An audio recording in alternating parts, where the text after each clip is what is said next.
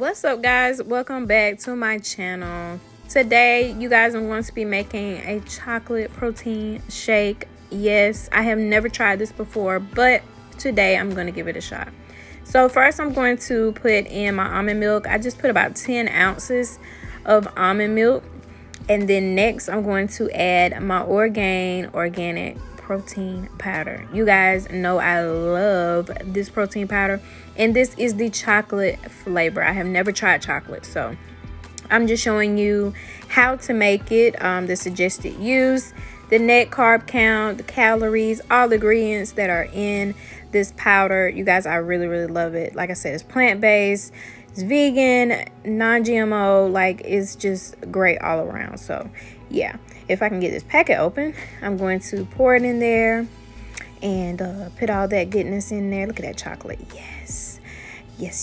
But yeah, I'm pouring the chocolate powder in there, and then I'm going to be adding in my banana, which I'm only going to add one banana. This is actually cut up in half, but this is frozen bananas that I am adding to this beautiful, delicious not smoothie, but a shake, protein shake today.